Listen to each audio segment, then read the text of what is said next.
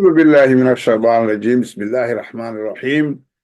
السلام عليكم ورحمة الله تعالى وبركاته. أنا أعرض أكثر من الشوكتان لا صباح ولا أكثر هذا ولا أكثر قفك وطيب كل صلوا على برنامج كنا وذاقنا وعي عي سين سلوا فهمنا حيمان كريه برنامج كنا ما توقع سيا مقالة مقدسو لبت كتاجن يضيع هيستح يو سيد اللغة بحكريه waxaan ku bilaabanaynaa qodobkan maxaa hortaagan in shicibka muqdisho uu helo ismaamul u gaara oo aanay hoos lagu magacaabin dikreeto oo shakhsi uu kala dirayo maxaase hortaagan in la qeexo maqaamka caasimadda sida ku cad dastuurkeena dabcan labadaba waxaa kalifaya isku hal wax waa madaxda loo doorto dowladda dhexe oo doonaysa mar walbaba dikreetadaas inay wax ku maamulaan meel kaloo ay maamulayaanna aysan jirin labadaa nin baa sameeyey waa cabdulaahi yuusufiyey iyo prime minister cali maxamed geedi wax khasaaro ah oo ka soo gaaray ma jirin xaaladduna intaan waa ka liidatay arrintan dastuurka ah oo la isku raaciyo nidaamkaana maba jirin ba xilliga ah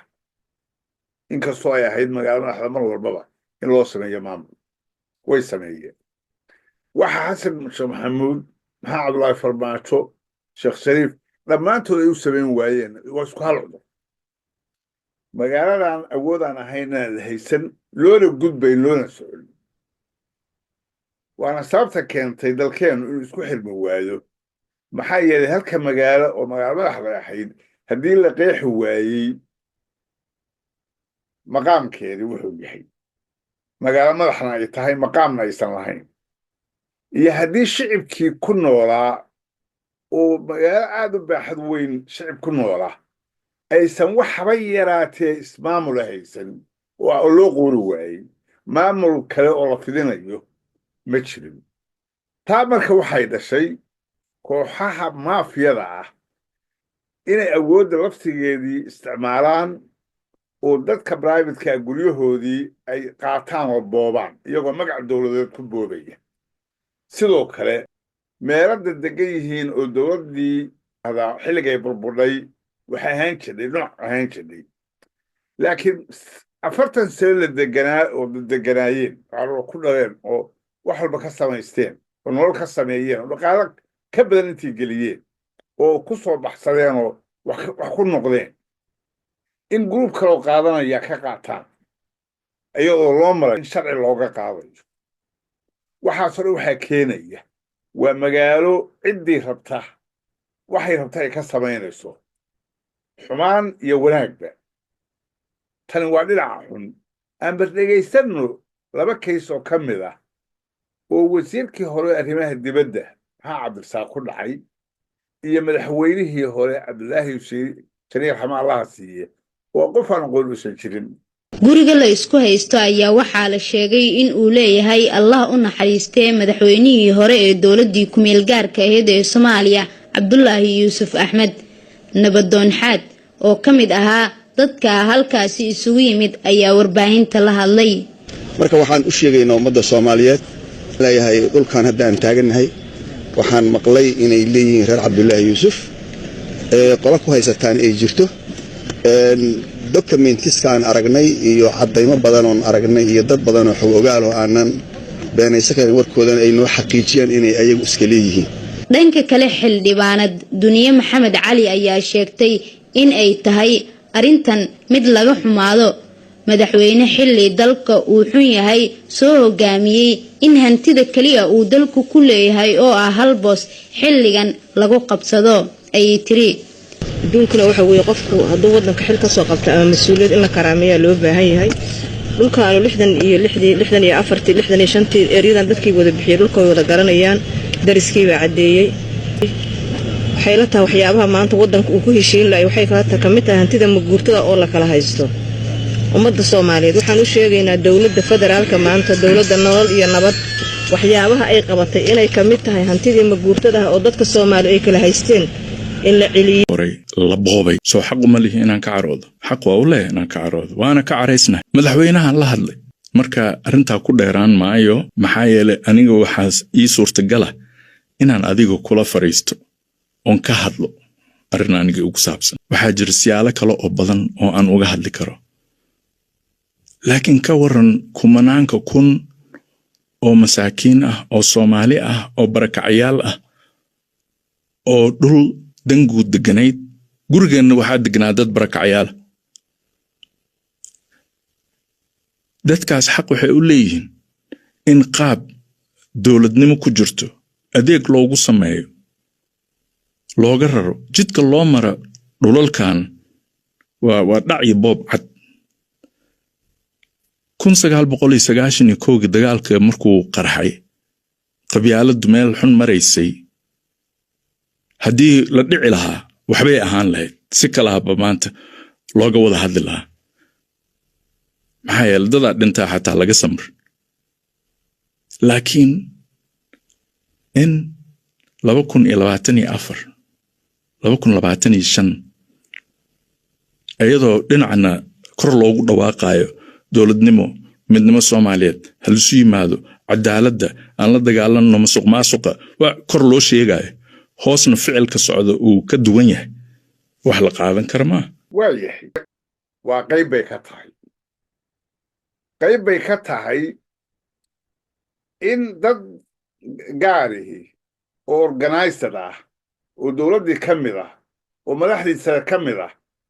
ay iyagu hawshaan wadaan ku shaqaysanayaan tusaalan soo qaadanaya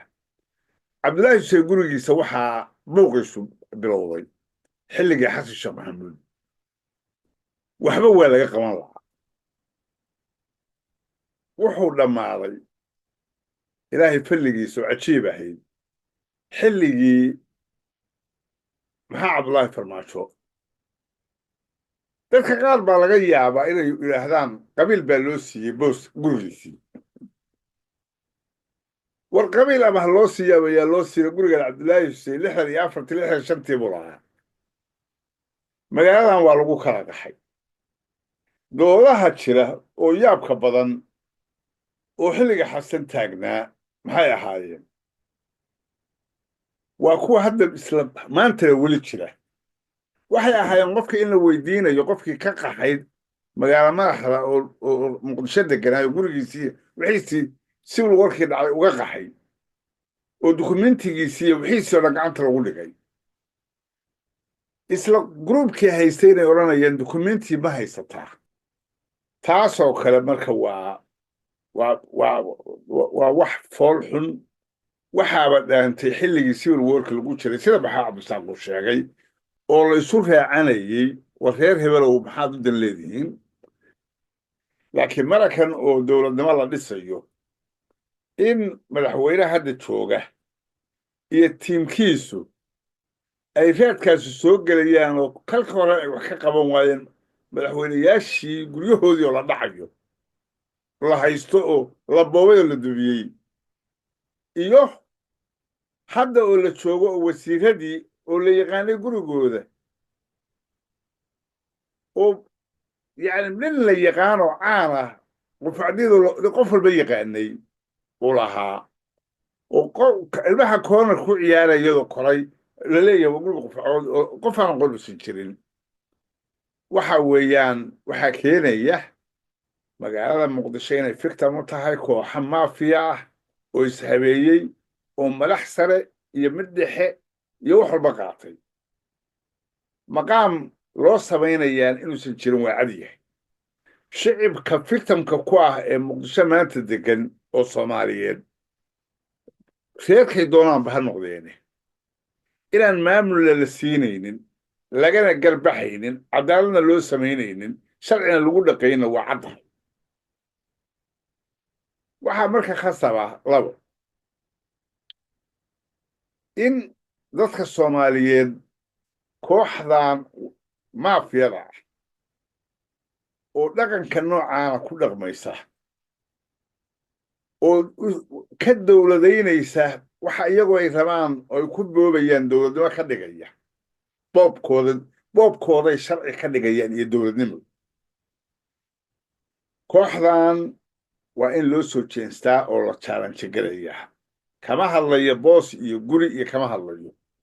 dhinac sharci baysan reebaynin dhinac magaaladan iyo sharafteeda iyo midnimadeeda iyo dadkeedu inay deganaadaan baysan wuxu reebaynin waa jirdagooyo wey dhinaca nabadda guud iyo dhismaha dawliga ah baysan reebaynin waxaasoo dhan waxaa loo baahnaanayaa shicibka soomaaliyeed dastuurkoodana inay ilaarsadaan midnimadoodana ay ilaarsadaan ehlimadoodana ay ilaarsadaan dadka fidmada ku ah oo kala tag iyo burbur keenaya ama madaxweyne iyo kooxdiisa ha ahaadeen ama kuwo kale ha ahaadeene in si cad loo challenge galeeyo oo waxaan kasalka noqday wax laga qabto si dalkeennu horey ugu dhaqaaqo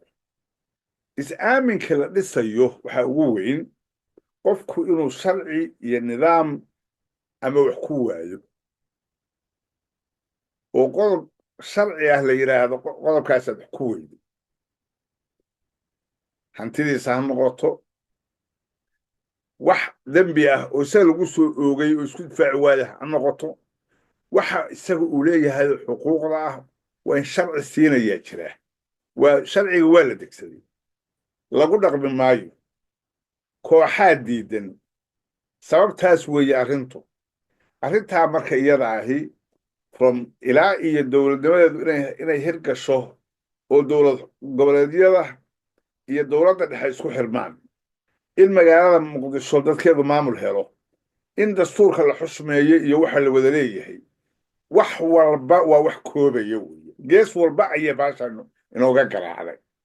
sidee baa wax looga qaban karayaa ayaa marka imaanaysa in la yidhaahdo adeer ka fadhiista dalka waa idinla leenahay laydinka yeeli maayo oo si cad loogu sheego maxaa yeelay sharci ahaan iyo caqli ahaan midkoodna iyo cunfi ahaan midkoodna ma xaq dhowrayaan waana waxa kala irdhaysiinaya dadka dhammaad waxaan qabaa in meeshaan loo kaco aad wax ka tidhaahdaan qof walowba waa anigu cali daarsado mar kale idin leh ha idiin macaato wasalaamu calaykum waraxmatullaahi tacaala wabarakaatu